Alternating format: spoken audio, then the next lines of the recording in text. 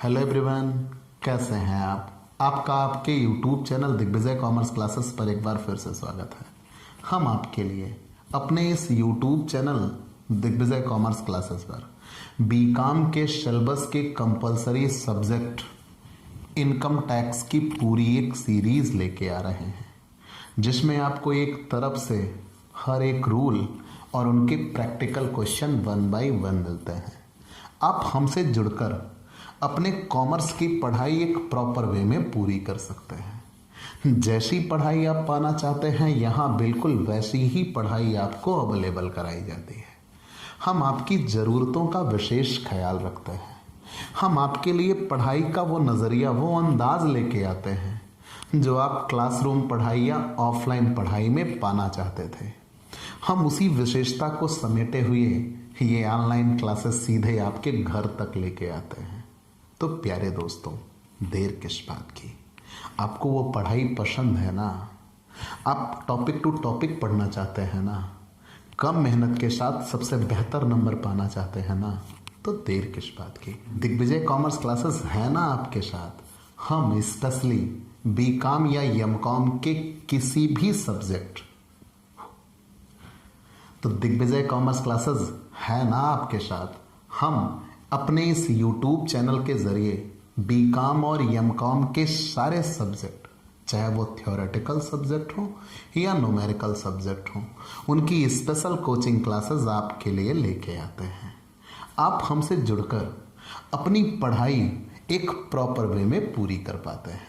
तो प्यारे दोस्तों, अगर आप हमसे नए जुड़ रहे हैं तो सबसे पहले हमारे इस YouTube channel Digvijay commerce classes को सब्सक्राइब करिए, शेयर करिए, बेल आइकन दबाइए। यही तो हमारे आपके संबंधों का आधार बनता है। और आप हमसे पेड क्लास भी ले सकते हैं। पेड क्लास पाने के लिए आप हमारे व्हाट्सएप नंबर पर व्हाट्सएप करिए, मैसेज करिए। आपको पेड क्लास की पूरी जानकारी दे दी जाएगी, जिसमें आप बहुत थोड़े से शुल्क का भुगतान करके हमसे एक रेगुलर क्लास पाते हैं। PDF मिलेगा, डाउट सेशन रखा जाएगा, क्वेश्चन पेपर सॉल्व कराए जाएंगे। तो ये सब कुछ पाने के लिए आप हमसे पेड क्लास ले सकते हैं। प्यारे दोस्तों, हम आपके लिए इनकम टैक्स के 5 हेड, वेतन से आय, मकान संपत्ति से आय, व्यवसाय अथवा पेशे से आय, पूंजी लाभ, ये 4 तो पूरी तरह से क्लियर कर चुके हैं। और 5वां हेड अन्य साधनों से आय के भी आखिरी रूल या कह लीजिए आखिरी प्रैक्टिकल क्वेश्चंस की ओर बढ़ चले हैं। तो आइए अपनी उसी चेन को हम आगे बढ़ाते हैं। ज्यादा बात ना करते हुए हम सीधा आपको रूल पे ले चलते हैं। और आज आप रिश्तेदार की असली परिभाषा जान लीजिएगा कि रिश्तेदार अगर आपको देते हैं तो करमुक्त होगा या करयोग्य, शादी में मिलता है तो करमुक्त होगा या करयोग्य, ये सारी बातें हम आज आपको क्लियर कर देंगे। तो सबसे पहले उदाहरण 13, श्री RS रेगे। एक बढ़िया क्वेश्चन है, परफेक्ट क्वेश्चन है, और इसमें दिया बहुत कुछ है, करना थोड़ा कम है। RS रेगे का गत वर्ष 2019-20 में निम्नलिखित आय प्राप्त हुई। स्टेट बैंक ऑफ इंडिया में लेखापाल अकाउंटेंट के रूप में वेतन 20,000 रुपये प्रति माह, बोनस 1 माह के वेतन के बराबर मिला, अतिरिक्त समय कार्य भत्ता 10,800 रुपये वार्षिक। फिर आगे कहा गया रिलायंस इंडस्ट्रीज के अंशों पर प्राप्त लाभांश 4,475 रुपये, और लाभांश के संग्रह करने के लिए बैंक कमीशन दिया 50 रुपये। सरकारी प्रतिभूतियों से ब्याज 800 रुपये, बैंक में अस्थाई जमा पर सकल ब्याज 3,050 रुपये।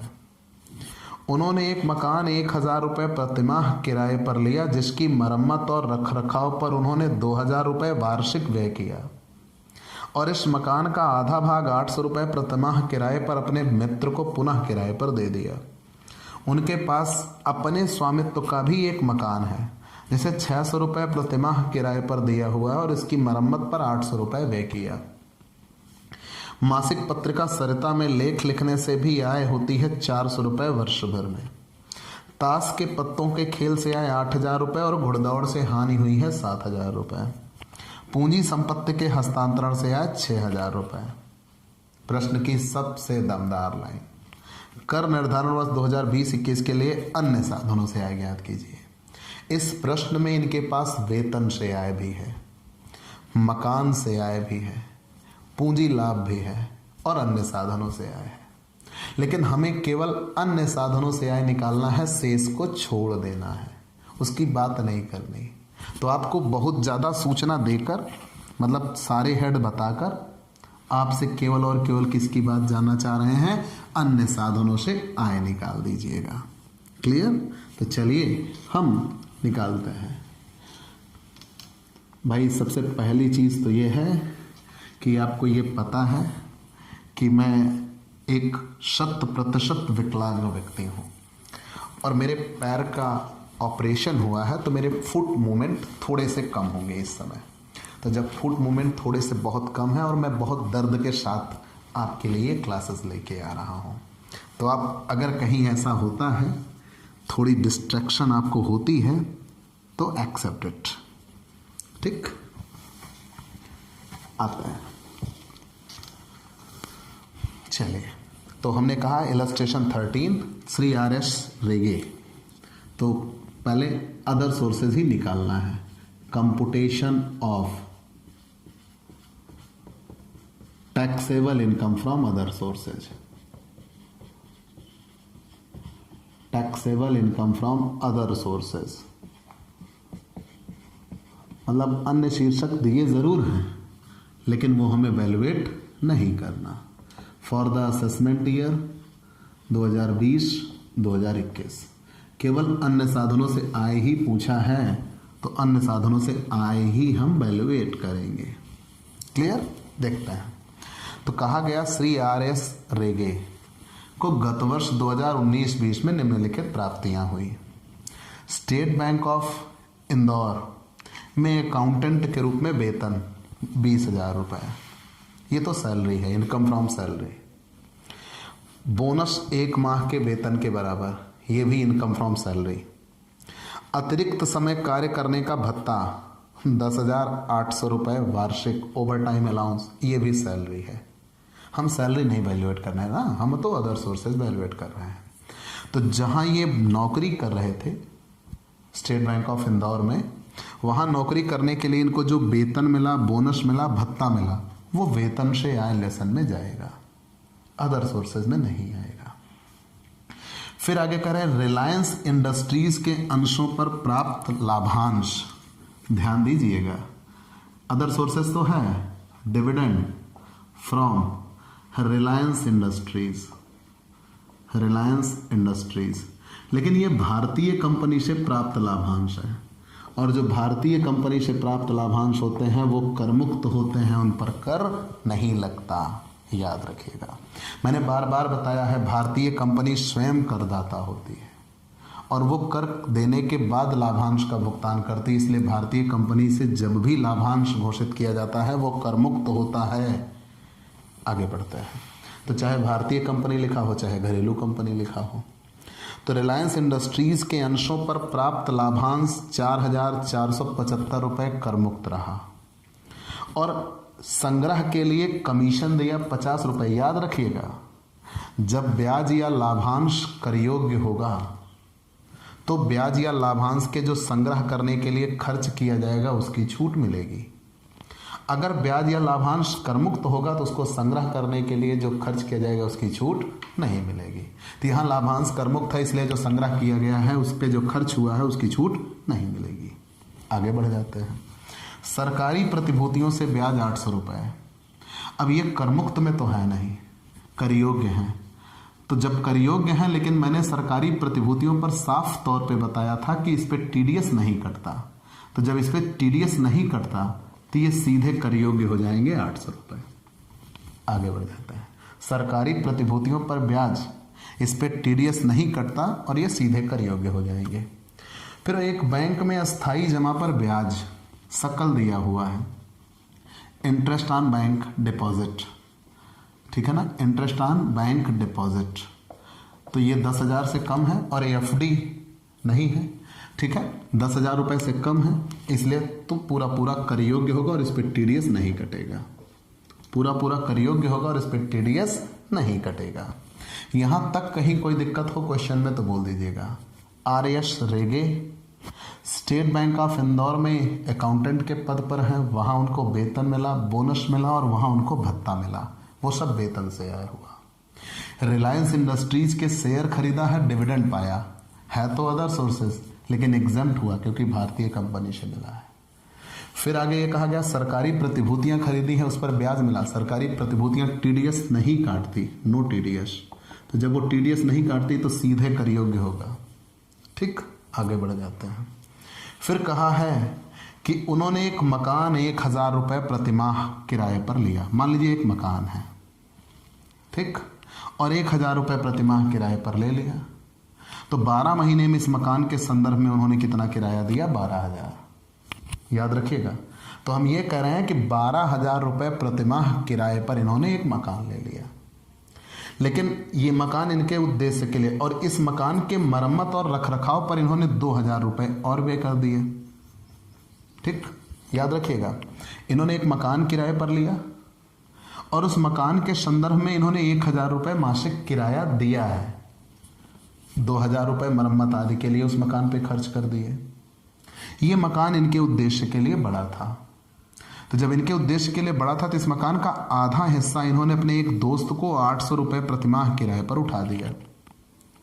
तो जब किराया पर उठा दिया तो इनको किराया मिलेगा, तो ये किराया इनके लिए अन्य साधनों से आया होगा। क्यों? क्योंकि ये खुद उस मकान के मालिक नहीं हैं। अगर ये स्वयं उस मकान के मालिक होते तो इनको अदर सोर्सेज नहीं, फिर वो हाउस प्रॉपर्टी होता, और जब ये मकान के मालिक नहीं है तब वो अदर सोर्सेज है।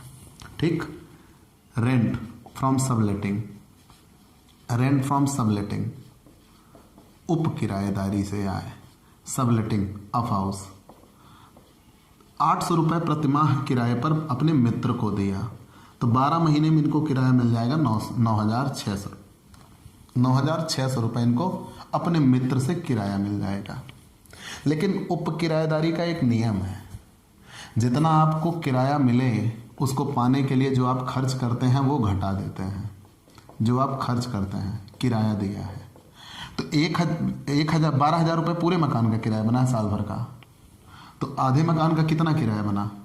6,000, उसकी छूट मिल जाएगी। फिर आगे कह रहे हैं पूरे मकान के मरम्मत आदि के लिए खर्च किया हुआ है, तो जब पूरे मकान के मरम्मत आदि के लिए खर्च किया 2,000, तो आधे मकान के लिए कितना खर्च हो जाएगा? 1,000, 7,000 की छूट मिल जाएगी। तो यहाँ बचेगा केवल कितना? 2,600। कहीं कोई दिक्कत? फिर से जान लीजिएगा। इन्होंने एक मकान लिया, किराए पर लिया, 1,000 रुपये प्रतिमाह किराया देते हैं, तो 12 महीने में 12,000 किराया देते हैं। 2,000 रुपये उस मकान की मरम्मत पर भी खर्च किया, ये साल भर के खर्चे हैं। और उसके बाद मकान का आधा हिस्सा इन्होंने अपने एक मित्र को किराए पर उठा दिया, तो जब आधा हिस्सा किराए पर उठा दिया तो इस 800 रुपये प्रतिमाह, तो 12 महीने में किराया मिलेगा 9,600। तो इस 9,600 को पाने के लिए इधर खर्चे भी तो हुए हैं, तो ये खर्चे भी आधे हो जाएंगे। क्यों? क्योंकि ये पूरे मकान के खर्चे हैं, आधा मकान किराए पर उठा है तो आधे की छूट मिल जाएगी। क्लियर? तो ये 12,000 पूरे मकान का था तो आधे मकान का 6,000 होगा, 6,000 की छूट मिल गई। ये 2,000 पूरे मकान का था तो आधे मकान का 1,000 होगा, उसकी छूट मिल गई।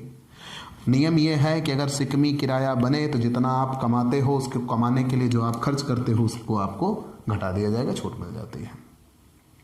अब इनके पास इनके स्वामित्व का एक मकान है, इनके स्वामित्व का मकान है जिसे इन्होंने 600 रुपये प्रतिमाह किराए पर दिया है, और इसकी मरम्मत पर 800 रुपये इन्होंने व्यय किए। तो याद रखिएगा, जो इनका स्वयं का मकान है वो तो चला जाएगा इनकम फ्रॉम हाउस प्रॉपर्टी।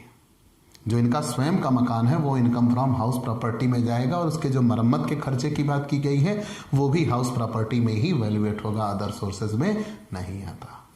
जहां इनका स्वयं का स्वामित्व होगा वो हाउस प्रॉपर्टी में जाएगा, जहां इनका स्वामित्व नहीं होगा, किसी दूसरे का होगा और ये किराए पर उठा रहे होंगे, तब ये सबलेटिंग होगी और अदर सोर्सेज में आएगा। मासिक पत्रिका सरिता में लेख लिखने से आए 400 रुपये वर्ष भर में, आर्टिकल रेमोनरेशन, ये लेख लिखते हैं, आर्टिकल रेमोनरेशन, आर्टिकल रेमोनरेशन, वो भी कितने रुपए? 400 रुपये। आगे बढ़ गए। मासिक पत्रिका, ताश के पत्तों के खेल से आए, कार्ड गेम, कार्ड गेम, यहां प्राप्ति नहीं लिखी, अगर प्राप्ति लिखी हो तो मतलब टीडीएस कट चुका। ताश के पत्तों के खेल से आए। कार्ड गेम कितने रुपए? 8,000। Card game. आगे घुड़दौड़ से हानि, विशेष नियम। हानि है तो हम हानियों की पूर्ति लेसन अभी आपको नहीं पढ़ाए हैं, आगे आप पढ़िएगा। अगर हमें किसी शीर्षक से हानि होती है तो अन्य शीर्षकों से उसे घटाया जाता है, लेकिन घुड़दौड़ की हानि की छूट नहीं मिलती, वो केवल आगे भेज दिया जाएगा और घुड़दौड़ के व्यापार के लाभ से ही घटाया जाएगा। लेकिन ये तो घुड़दौड़ से हानि है, इसकी तो बिल्कुल भी छूट नहीं मिलेगी। घुड़दौड़ से हानि आकस्मिक हानि है और आकस्मिक हानियों की कोई छूट नहीं मिलती, इसे आगे भी नहीं भेजा जाएगा। घुड़दौड़ के घोड़े रखने के जो व्यापार होते हैं उससे अगर आय या लाभ होता है या हानि होती है तो उसके संदर्भ में उसको घटाया जाता है। घुड़दौड़ से हानि, इसकी छूट नहीं मिलती। और पूंजी संपत्ति के हस्तांतरण से आया, वो तो कैपिटल गेन है। तो अदर सोर्सेज में सिर्फ इतना रहा। ठीक, जोड़ देते हैं। 800, 3050, फिर 2600, 400, 8000, 14,850। और खर्चों की तो केवल एक बात हुई थी, वही 50 रुपए जो कमीशन दिया था इसके संदर्भ में। अब चूंकि वो कर योग्य नहीं था, करमुक्त था, इसलिए उस खर्चे की भी छूट नहीं मिलेगी। तो taxable income from other sources, taxable income from other sources, clear? Taxable income from other sources. चलिए, अब अगला क्वेश्चन आपको लगाना नहीं है, समझाना है। चलिए समझाते हैं। हाल फिलहाल इसे हम मिटा देते हैं। क्लियर? आगे आते हैं। स्क्रीनशॉट ले लीजिएगा। आप अपने कार्य से पीछे ना हटा करिए, हम बताएं या ना बताएं, आप स्क्रीनशॉट तुरंत। ठीक, चूक नहीं कर सकते आप, नहीं तो चूक में करदाता भी हम आपको पढ़ा चुके हैं। ठीक है,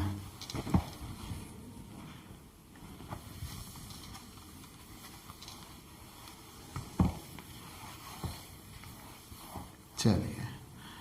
इलस्ट्रेशन 14, उदाहरण 14, ये समझाने के लिए है आपके। ठीक, एक तरफ से आइए हम समझाते हैं।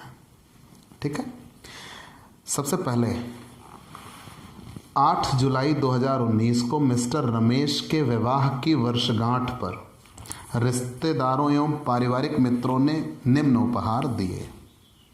मिस्टर रमेश के चचेरे भाई ने श्रीमती रमेश को 55,000 रुपये मूल्य की हीरे की अंगूठी दी। श्रीमती रमेश के चचेरे भाई ने 31,000 रुपये उसे दिए। मिस्टर रमेश के मामा ने 51,000 रुपये श्रीमती रमेश को दिया। मिस्टर रमेश की सास एवं ससुर प्रत्येक ने उसे 50,000 रुपये दिए। मिस्टर रमेश के माता एवं पिता प्रत्येक ने श्रीमती रमेश को 1,00,000 रुपये दिए। और मिस्टर ए, एक पारिवारिक मित्र ने श्रीमती रमेश को 21,000 रुपये दिए। मिस्टर बी, एक पारिवारिक मित्र ने मिस्टर रमेश को 31,000 रुपये दिए। मिस्टर रमेश की साली, श्रीमती रमेश की जो बहन है, ने मिस्टर रमेश को 31,000 रुपये दिए। मिस्टर रमेश की भाभी, मिस्टर रमेश के भाई की पत्नी ने श्रीमती रमेश को 50,000 रुपये दिए। और पुत्र, मिस्टर रमेश और श्रीमती रमेश का पुत्र ने 31,000 रुपये अपने माता पिता को दिए। यह बताइए कि कौन कौन से उपहार मिस्टर रमेश और श्रीमती रमेश की आय में शामिल किए जाएंगे। ये क्वेश्चन है, हमें केवल आपको समझाना है रूल। आपको एक तरफ से हम ये इसके रूल 1 बाय 1 क्लियर करते हुए चलेंगे। ठीक, आप उसके बारे में बिल्कुल निश्चिंत रहिए। तो इस क्वेश्चन को सॉल्व करने के पहले मैं आपको रूल क्लियर कर देना चाहूँगा। रूल ये है, अगर रिश्तेदार से मिलता है तो वो चाहे जितना मिलता है कर मुक्त होता है। याद रखिएगा विशेष बात, अगर रिश्तेदारों से उपहार मिलता है तो कर मुक्त होता है, बशर्ते हमें यह सिद्ध करना होगा रिश्तेदार होते कौन है। जैसे अब हम स्वयं, हमारे जीवन साथी, अगर कोई महिला है, मैं जीवन साथी शब्द बार बार कहता हूँ, करदाता महिला भी हो सकती है, तो उसका जीवन साथी पुरुष है तो महिला, मतलब पति पत्नी दोनों। अगर पति का भाई या बहन है, पति के माता पिता, तो वो रिश्तेदार में आएंगे, याद रखिएगा। अपने बच्चे अपने रिश्तेदार में आते हैं। पति के भाई या भाभी, छोटे भाई या उनकी पत्नियां, वो रिश्तेदार में आती हैं। बच्चे रिश्तेदार में नहीं आते, मतलब भाई के बच्चे रिश्तेदार नहीं होते। ठीक, ये याद रखिएगा। मैंने क्या क्या कहा कि आप एक नज़रिया रखिएगा। नज़रिया क्या क्या रखिएगा? रिलेटिव, रिलेटिव, रिलेटिव, ठीक, रिश्तेदार। तो रिश्तेदार मैंने यहाँ लिखा हस्बैंड एंड वाइफ, ये दो। अगर हम हस्बैंड का नज़रिया लेके चलते हैं, अगर हम हस्बैंड का नज़रिया लेके चलते हैं तो इनके पेरेंट्स, मतलब माता और पिता दोनों, ठीक, रिश्तेदार हैं। इनके लिए भी रिश्तेदार हैं और इनके लिए भी रिश्तेदार हैं। फिर आगे हम नज़रिया लेके चलते हैं कौन? इनके भाई, brother and brother in law, ठीक है ना, ब्रदर। और जो भाभी हैं वो भी, ठीक है, भाई भाभी। चलिए और आगे बढ़ जाते हैं। बहनें, सिस्टर्स, और उनके हस्बैंड भी, याद रखिएगा, रिलेटिव में आते हैं। लेकिन भाई भाभी के बच्चे रिश्तेदार में नहीं आएंगे, ये विशेष रूप से याद रखिएगा। ठीक, विशेष रूप से याद रखिएगा। खुद के बच्चे तो रिश्तेदार में आते ही आते हैं। ठीक, अब इनके मामा मामी, इनके मौसा मौसी, ठीक है ना, क्योंकि इनके माता पिता के जो भाई बहन हैं वो भी रिलेटिव में आएंगे, ठीक है ना, याद रखिएगा। तो वो पेरेंट्स के माता पिता, मैंने बार बार इसीलिए ब्रदर और ब्रदर इन लॉज कहा था। अगर खुद का भाई है तो ब्रदर, और अगर मान लीजिए मतलब उनके पिताजी के भाई, याद रखिएगा, रिलेटिव। मैंने यही चीज़ें यहाँ बार बार बताई है कि नज़रिया सेम वही इनके लिए भी लेके आना है। ठीक, तो चाहे खुद का भाई हो, खुद की भाभी हो, या उधर पत्नी के भाई या भाभी हो, अपनी बहन हो या उसके पति हो, पत्नी की बहन या उसके पति हो, ये सब रिश्तेदार होते हैं। ये विशेष रूप से याद रखिएगा। ठीक, तो चलिए हम इन्हीं बातों के परिप्रेक्ष्य में क्वेश्चन को सॉल्व करने के लिए आगे बढ़ते हैं। तो अगर रिश्तेदार से मिले तो करमुक्त होगा, और अगर गैर रिश्तेदार से मिले, 50,000 रुपये से कम मिले तो करमुक्त होगा, 50,000 से ज़्यादा मिले तो कर योग्य होगा, और अगर शादी के अवसर में मिले तो करमुक्त होगा। ये विशेष रूप से याद रखिएगा। कहा गया है कि 8 जुलाई 2019 को मिस्टर रमेश के विवाह की वर्षगांठ पर, शादी नहीं थी, जस्ट ए सेरेमनी, और वो भी कौन सी? Marriage anniversary.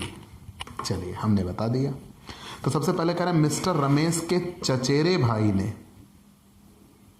श्रीमती रमेश को 55,000 रुपये मूल्य की अंगूठी दी। मैं बार बार कह रहा हूँ, भाई तो रिश्तेदार होता है, भाई के बच्चे नहीं, कजिन नहीं, रिश्तेदार नहीं है। 55,000 रुपये मूल्य के हीरे की अंगूठी दी है, वस्तु दी है 55,000 की, 50,000 से ज़्यादा की वस्तु है, कर योग्य, सीधा उनकी आय में जोड़ दिया जाएगा। Is that clear? आगे बढ़ जाता है। फिर से जान लीजिए, मिस्टर रमेश के चचेरे भाई ने, पहले तो आप ये देखिएगा दिया किसने, क्या वो रिश्तेदार है? तो चचेरा भाई रिश्तेदार नहीं है। फिर देखिए वस्तु दिया या नकद दिया, वस्तु दिया, 50,000 से ज़्यादा के दिया तो कर योग्य। फिर कह रहे हैं श्रीमती रमेश के चचेरे भाई ने 31,000 रुपये उसे दिए, ये नकद है, वस्तु वाला उपहार नहीं है, नकद है। अभी आप इसे किनारे रखिए, हो सकता है कोई और नकद दे दे तो उसमें दोनों जुड़ जाएंगे। ठीक, तो श्रीमती रमेश के चचेरे भाई ने, ये भी रिश्तेदार नहीं है, कर योग्य तो होगा, लेकिन चूंकि अभी 50,000 से कम है इसलिए मैंने इसको एक किनारे रख दिया। ठीक, हो सकता है अभी किसी और से ना मिला, अगर ना मिला तो 50,000 से कम रह जाएगा तो कर मुक्त, और अगर किसी और से भी मिल गया, जुड़ के 50,000 से ज़्यादा हो गया तो कर योग्य हो जाएगा। फिर पूरा कर योग्य होगा, याद रखिएगा। 50,000 से नीचे है तो पूरा कर मुक्त, 50,000 से ऊपर है तो पूरा कर योग्य। आगे बढ़ जाते हैं। फिर कह रहे हैं मिस्टर रमेश, पहला दोनों क्लियर हो गया ना, चचेरे भाई ने वस्तु दी थी हीरे की अंगूठी, मिस्टर रमेश के चचेरे भाई ने, वो तो सीधा कर योग्य हो गई क्योंकि वस्तु 50,000 से ज़्यादा की थी। और श्रीमती रमेश के चचेरे भाई ने जो 31,000 रुपये दिए थे उपहार में, वो नकद दिया था। अभी हम उसे वैल्यूएट करेंगे क्योंकि आगे और भी नकद मिल सकता है। मिस्टर रमेश के मामा ने 51,000 रुपये श्रीमती रमेश को दिए, याद रहे मामा है, रिश्तेदार होता है भाई। मामा रिश्तेदार हैं तो रिश्तेदार से मिलने वाला उपहार कर मुक्त होगा। आगे बढ़िए। फिर कहा गया है मिस्टर रमेश की सास एवं ससुर प्रत्येक ने 50-50 हजार रुपए उसे दिया। सास ससुर भी रिश्तेदार होते हैं, ठीक, कर मुक्त, क्योंकि रिश्तेदार से मिलने वाला उपहार हमेशा कर मुक्त होता है, याद रखिएगा। फिर कहा गया मिस्टर रमेश की माता एवं पिता प्रत्येक ने श्रीमती रमेश को 1-1 लाख रुपए दिए, कर मुक्त, ठीक, क्योंकि चाहे वो पति के माता पिता दें और चाहे पत्नी के माता पिता दें, दोनों रिश्तेदार होते हैं और रिश्तेदार से मिलने वाला पैसा कर मुक्त होता है। आगे बढ़ गए, इस पे कर नहीं लगना। चलिए हमने ये बता दिया, फिर से जान लीजिएगा। मिस्टर रमेश के चचेरे भाई ने अंगूठी दी थी जो कि 55,000 रुपए की थी, 50,000 से ज़्यादा की थी, इसलिए कर योग्य। श्रीमती रमेश के चचेरे भाई ने 31,000 रुपए उसे दिए थे, नकद दिए थे, अभी कोई और नकद दे सकता है इसलिए हमने उसको किराने रख दिया। फिर मिस्टर रमेश के मामा ने 51,000 रुपए श्रीमती रमेश को दिए, मामा है, रिश्तेदार हैं, कर मुक्त। दोनों के माता पिता ने दिया, सास ससुर ने दिया, तो कर मुक्त होंगे क्योंकि वो रिश्तेदार ही होते हैं। फिर मिस्टर ए के एक पारिवारिक मित्र ने श्रीमती रमेश को 21,000 रुपए दिए। अब यहीं पे पहले नकद कितना मिल चुका है, 31,000 रुपए मिल चुका है श्रीमती रमेश को, चचेरे भाई ने दिया था, वो कर योग्य था। अब यहाँ पारिवारिक मित्र दे रहा है 21,000 रुपए, तो ये 31 और 21 दोनों मिलके कितना हो गया, 52,000, और ये दोनों नकद हैं, दोनों एक ही कैटेगरी के हैं, जोड़ दिए गए, और 50,000 से ज़्यादा है इसलिए कर योग्य हो गया। आगे बढ़ता है, ठीक, कर योग्य हो गए क्योंकि 50,000 से अधिक है और पूरे 52,000 जोड़े जाएंगे। आगे बढ़ गए। मिस्टर बी, एक पारिवारिक मित्र ने मिस्टर रमेश को 31,000 रुपया दिया। ये मिस्टर रमेश को दिया गया है, ठीक, और ये 50,000 रुपये से अधिक नहीं है। हो सकता है इससे किसी और से मिल जाए, लेकिन मैंने क्वेश्चन पूरा देखा तो इसे अब किसी और से नहीं मिला है। तो श्रीमती रमेश को मिला, वो तो 52,000 पहुँच गया, कर योग्य। ये मिस्टर रमेश को मिला, 50,000 से नीचे ही है, इसलिए कर मुक्त। अगर पारिवारिक मित्र या गैर रिश्तेदार से मिले, 50,000 रुपये से कम मिले तो कर मुक्त होता है, 50,000 से ज़्यादा मिले तो कर योग्य। मिस्टर रमेश के लिए अलग निकालेंगे, श्रीमती रमेश के लिए अलग निकालेंगे। मिस्टर रमेश की साली, भैया ये असली वाले रिश्तेदार होते हैं। मिस्टर रमेश की साली श्रीमती रमेश की बहन ने उनको 31,000 रुपये दिए, रिश्तेदार हैं, कर मुक्त। मिस्टर रमेश की भाभी, मिस्टर रमेश के भाई की पत्नी, इन्होंने भी श्रीमती रमेश को 50,000 रुपये दिए, ये भी कर मुक्त होगा, रिश्तेदार हैं। लेकिन पुत्र, मिस्टर रमेश और श्रीमती रमेश का पुत्र ने 31,000 रुपये अपने माता और पिता को दिया, वो भी रिश्तेदार होता है, कर मुक्त। तो आपको सिर्फ कर मुक्ति बतानी थी कि कौन से कर मुक्त हैं और कौन से कर योग्य। और मैंने आपको ये बता दिया कि कजिन रिश्तेदार नहीं होते, याद रखिएगा, कजिन रिश्तेदार नहीं होते। चलिए उदाहरण 15 दिया यह गया है कि निम्न सूचनाओं से अन्य साधनों से आय की गणना कीजिए। लॉटरी की जीत 1 लाख रुपए। मैंने बार बार कहा है कि लॉटरी की जीत लिखा है कि लॉटरी से प्राप्त लिखा है, ये ध्यान में रखिएगा। दौड़ जीत की राशि प्राप्त की 35,000 रुपये। उपहार मिले, दोस्त से 20,000 रुपये मिला, बड़े भाई से 1 लाख रुपए उपहार में मिले, अपने विवाह पर 1,40,000 रुपये उपहार में मिले, भारत में अनिवासी भारतीय दोस्त से 80,000 रुपये उपहार में मिले, दोस्त से 18,000 रुपये अन्य उपहार में मिले, और हमें अन्य साधनों से आय की गणना करनी है। तो शीर्षक बना हुआ है, लगा देते हैं, इलस्ट्रेशन 15, ठीक है, इलस्ट्रेशन 15। अच्छा, मंगेतर रिश्तेदार होती है क्या? भाई मंगेतर ही तो पत्नी बनेगी ना, लेकिन नहीं, जब तक रिश्ता नहीं हो जाता, जब तक शादी नहीं हो जाती, तब तक रिश्तेदार नहीं है। मंगेतर शब्द लिखा तो रिश्तेदार नहीं है, फियांसे, पत्नी लिखा है तो रिश्तेदार है, याद रखिएगा, नहीं तो क्वेश्चन में फंसाया जा सकता है। तो निम्न सूचनाओं से अन्य साधनों से आय की गणना कीजिए। तो सबसे पहले लॉटरी की जीत, विनिंग फ्रॉम लॉटरी। तो लॉटरी की जीत लिखा है, तो जीत तो सीधे कर योग्य होती है, जीत तो सीधे कर योग्य होती है, विनिंग फ्रॉम लॉटरी, याद रखिएगा, विनिंग फ्रॉम लॉटरी। अगर यही प्राप्त लिखा होता तो हम शकल बनाते। यहां जीत लिखा है इसलिए सीधा करियोगे। फिर कह रहा है दौड़ जीत की राशि प्राप्त की। याद रखिएगा, दौड़ जीत की राशि प्राप्त की, तो प्राप्त की मतलब यहां पे टीडीएस हो चुका है। Race winning, race winning. और मैंने बार बार कहा है कि ये आकस्मिक आय होती है। 35,000 रुपये प्राप्त किया है और इस पर टीडीएस कट चुका है, तो सकल बनाएंगे 100/70। क्यों? क्योंकि इस पर जब टीडीएस कटा तो कितने परसेंट कटा? 30% कटा। तो जब उस पर 30% कटा तो ये 70% बचा है जो मिला है। याद रखिएगा, दौड़ से जीत अलग चीज है और दौड़ से जीत के बाद जो प्राप्त हुआ वो अलग चीज है, क्योंकि जीत और प्राप्त के बीच में टीडीएस बैठा है। क्योंकि जितना हम जीतते हैं उस पर हमें टीडीएस देना पड़ता है, और वो भी कितना देना पड़ता है? 30%। तो जो प्राप्ति होती है वो 70%। तो जो सकल बनता है वो गुणे 100/70 बनता है। प्रतिभूतियों के ब्याज पर जो सकल बनाते हैं गुणे 100/90 बनाते हैं, और आकस्मिक आय पे गुणे 100/70 बनाते हैं 50,000। तो यही मैटर है कि जीत लिखा है कि प्राप्त लिखा है। ये जीत लिखा था इसलिए पूरा करियोग, ये प्राप्त लिखा था सकल बना दिया तब करियोग। ठीक, अगर यहां भी प्राप्त लिखा होता तो इसका भी सकल बनाते गुणे 100/70। अब बात कर लेते हैं गिफ्ट्स की। उसे उपहार मिले हैं, गिफ्ट्स उपहार मिले हैं। दोस्त से 20,000 रुपये मिला, दोस्त से उपहार मिला। फ्रॉम फ्रेंड, फ्रॉम फ्रेंड्स, दोस्त से उपहार मिला है। फ्रॉम फ्रेंड्स, अब ध्यान दीजिएगा, अभी मिल रहा है ना, दोस्त से उपहार मिला 20,000 रुपये। ये तो करयोग्य में आता है, बशर्ते 50,000 से ऊपर हो जाए। बड़े भाई से 1 लाख रुपए उपहार में मिले, कर मुक्त, क्योंकि बड़ा भाई रिश्तेदार होता है। अपने विवाह पर 1,40,000 रुपए उपहार में मिले, कर मुक्त। शादी पे मिलने वाले उपहार कर मुक्त होते हैं। भारत में अनिवासी भारतीय दोस्त से मिला, ये कर योग्य।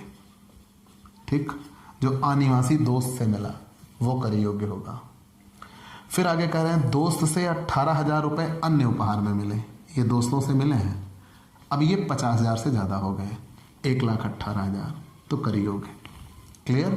तो gift from Elder brother, gift from Elder brother, gift from Elder brother, बड़े भाई से जो मिला वो कर मुक्त। ठीक, एग्जेम्प्ट होता है। फिर आगे क्या कहा गया है कि गिफ्ट, ठीक है ना, शादी पर मिलने वाले, gift on his marriage, on his marriage, वो भी कर मुक्त होता है। जो स्वयं की शादी पर मिलता है कर मुक्त होता है। जोड़ देंगे कर योग्य आ जाएगा 2,68,000 रुपए। ठीक, तो taxable income from other sources. बिल्कुल 16वां क्वेश्चन भी इसी नियमों पर है। वहां केवल एक लाइन एक्स्ट्रा थी, मंगेतर, और मैंने बता दिया मंगेतर रिश्तेदार नहीं होती। तो शादी पर अगर कुछ मिले तो कर मुक्त होता है, और मंगेतर से मिले तो वो रिश्तेदार नहीं है। तो मैं ये आशा करता हूं कि आप उस क्वेश्चन को लगा लीजिएगा। 16वां आपके लिए होमवर्क। तो प्यारे दोस्तों, आपको ये क्लास कैसी लगी हमें ज़रूर बताइएगा। आपके लाइक और कमेंट का इंतज़ार रहेगा। आप हमसे पेड क्लास भी ले सकते हैं। पेड क्लास पाने के लिए आप हमारे व्हाट्सएप नंबर पर व्हाट्सएप करिए, मैसेज करिए, आपको पेड क्लास की पूरी जानकारी दे दी जाएगी, जिसमें आप बहुत थोड़े से शुल्क का भुगतान करके हमसे एक रेगुलर क्लास पाते हैं। पीडीएफ मिलेगा, डाउट सेशन रखा जाएगा, क्वेश्चन पेपर सॉल्व कराए जाएंगे। तो ये सब कुछ पाने के लिए आप हमसे पेड क्लास ले सकते हैं। और स्पेशली अगर आप हमसे नए जुड़ रहे हैं तो सबसे पहले हमारे इस YouTube channel Digvijay commerce classes को सब्सक्राइब करिए, शेयर करिए, बेल आइकन दबाइए, ताकि आपको हमारे लेटेस्ट वीडियोज़ के अपडेट मिल सकें। तो आज की क्लास में इतना ही। अगले दिन नए टॉपिक के साथ फिर से मुलाकात होगी। चलते हैं दोस्तों, बाय बाय दोस्तों।